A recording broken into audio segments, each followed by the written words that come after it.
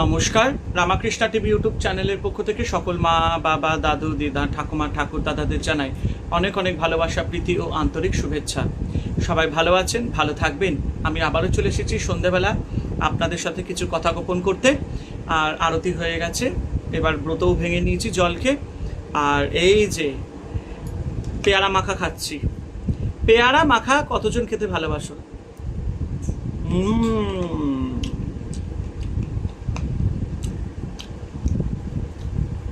বেশ দারুণ হয়েছে।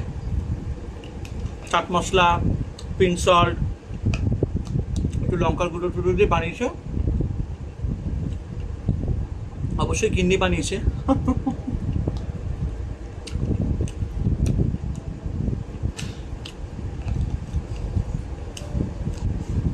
আগে ছোটবেলায় না ওরকম ওই রাস্তায় ওই যে ওইরকম সেই বাসের এরকম স্ট্যান্ড নিয়ে ওই পেয়ারা মাখা, পেয়ারা আলা আসতো আর পেয়ারা মাখা খেতাম, হেভি। 1 টাকাতে এতগুলো। তারপরে স্কুল ছুটি হলে স্কুলের গেটের সামনে দাঁড়িয়ে থাকতো।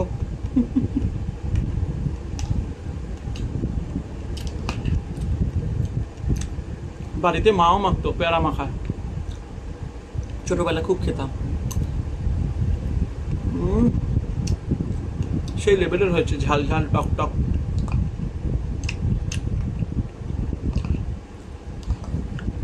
মুখটাও ভাল লাগছে। দারুণ, হেভি।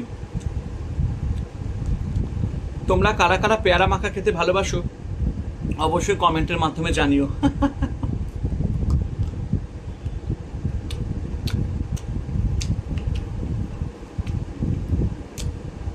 আমার কিন্তু পেয়ারা মাখা খেতে খুব ভালো লাগে। খুব একটা খাবার না, কিন্তু মাঝে সাঝে পেয়ারা আনলেই তখন ওই মনীষা মাখে পেয়ারা মাখা।